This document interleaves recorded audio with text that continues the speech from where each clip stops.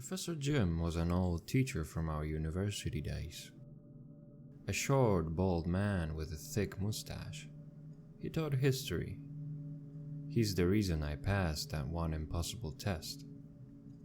It's been years since graduation, but Jim still visits me sometimes.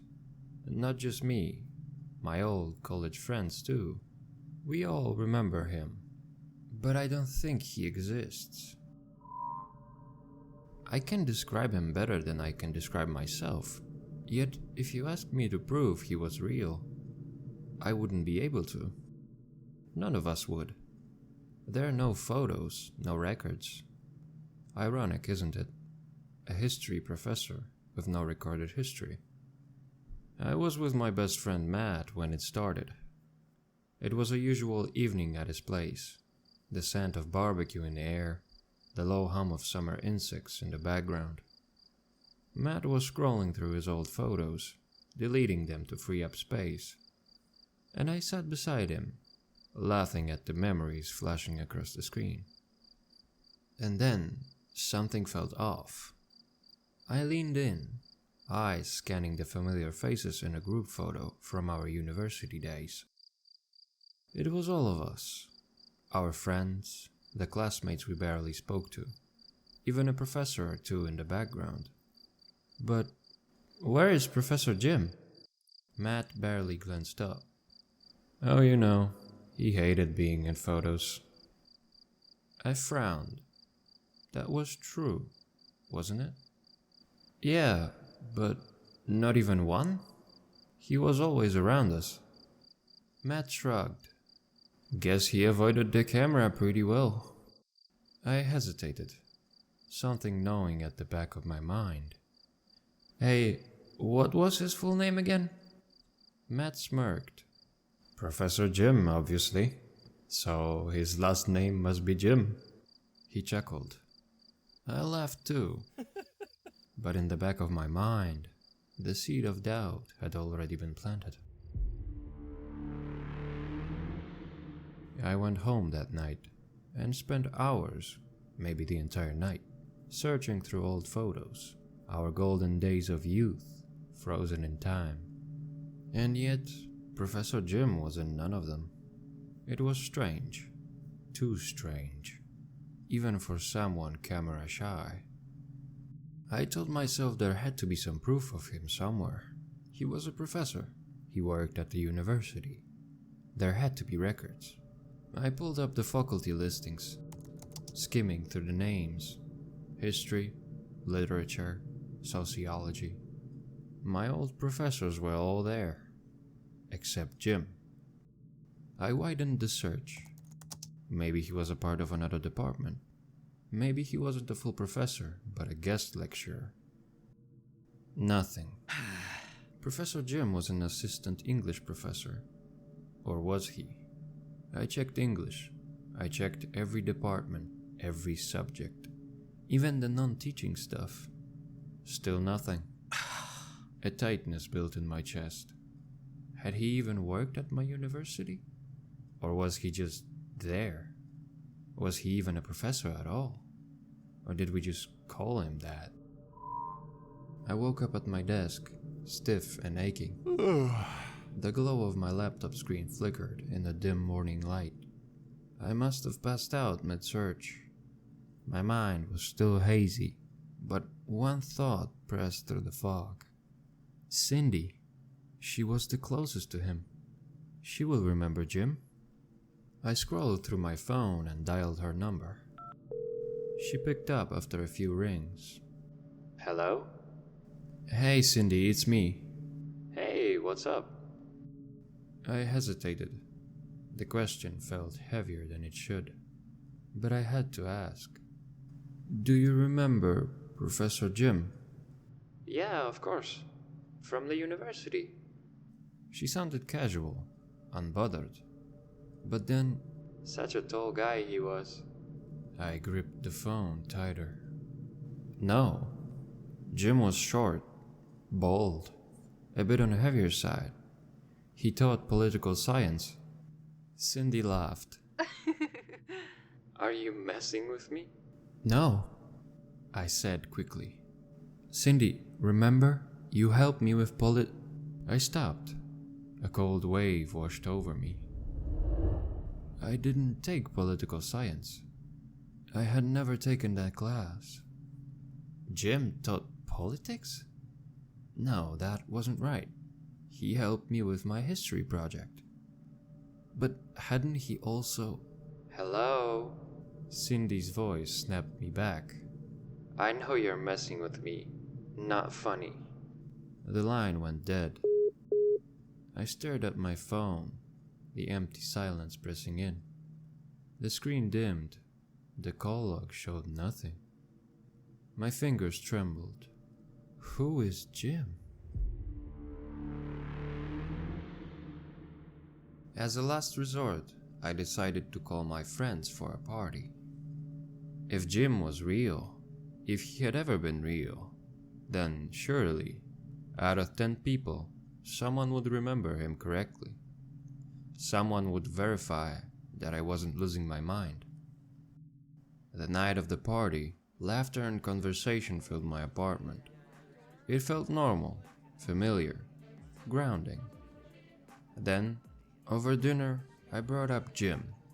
At first there was confusion, blank looks, the kind of pause where people search their memories and find nothing. Then, realization, all at once. "Oh, Jim!" someone said, and suddenly everyone was talking.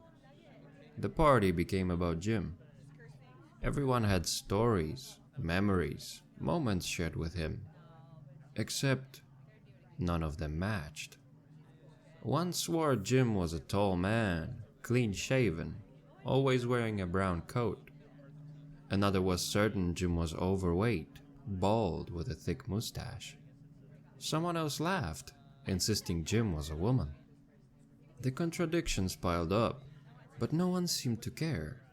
No one reacted when someone else's version of Jim didn't align with theirs. They just kept talking, their voices blending into a single hum of recollection. I tried to point it out. "Wait, but none of this makes sense.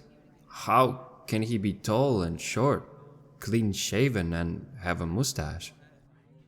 The conversation stilled. They looked at me, not with concern, not with confusion, just blankly. A moment passed. Then, like someone pressed play on a paused recording, the party resumed. I swallowed my panic and forced a smile, pretended to enjoy the rest of the evening, laughed at jokes I wasn't listening to. Eventually, everyone left. I was exhausted, too drained to clean up. I collapsed into bed, the mess of the party still scattered across the apartment. Sunlight streamed through the window. I forced myself out of bed, groggy, and wandered into the kitchen. Dishes piled in a sink. I rolled up my sleeves and started washing. 1 plate, 2, 3, counting them absent-mindedly. 10, 11. I paused. 12. My hands froze under the running water. I called 10 friends. That made 11 people, including me. So whose plate was the 12th? A chill crawled up my spine. Jim? The dish sat there, the water swirling around it, as if waiting for me to understand. I grabbed my phone, hands still damp from the sink. I needed to talk to Matt. He would remember. He would help me make sense of this. I opened my contacts list. It was empty.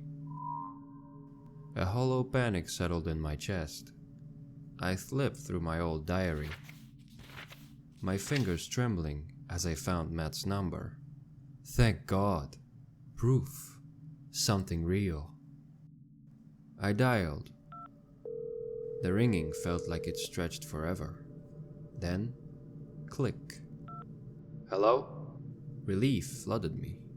Matt, it's me. Listen, I think Jim was at the party last night. I was doing the dishes and there were 12 plates, but I only invited... Who is this? I froze. What? A sharp breath on the other end. Who the hell is this? Matt's voice was different. Colder, unfamiliar. As if it was a different person. It's me, your best friend. You came to my party last night. We talked about Jim, and I don't know how, but he was there. A long pause. Then, anger. Whoever this is, cut it out. Matt, it's me. My best friend is in my backyard right now.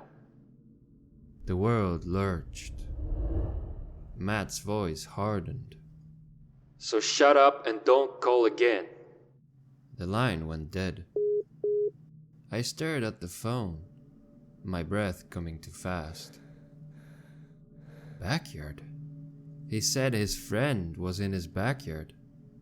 But I'm his best friend. I am. A sickening thought took root. Who is with him?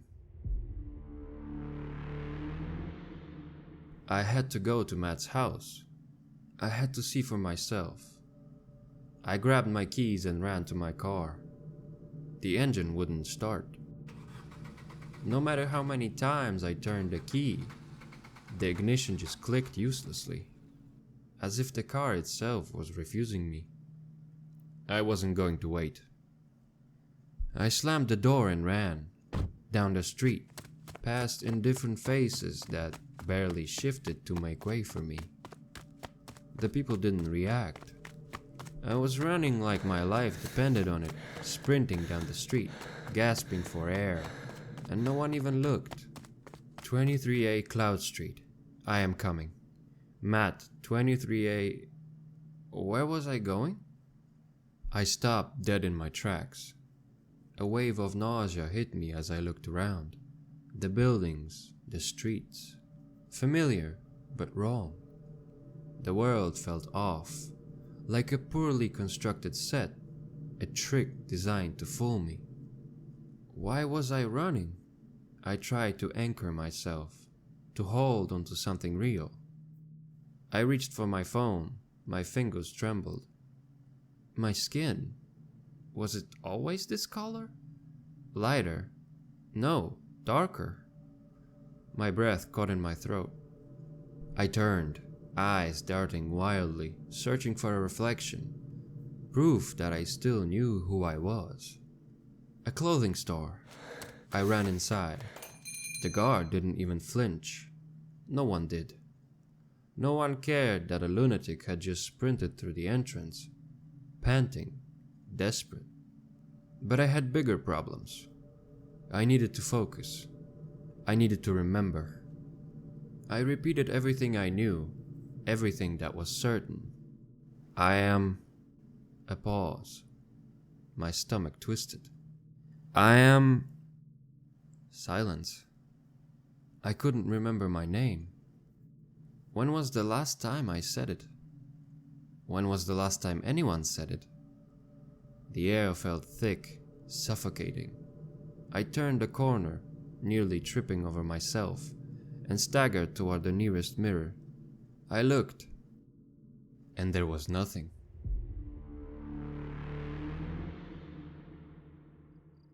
Matt sat in his backyard, a cup of coffee in hand.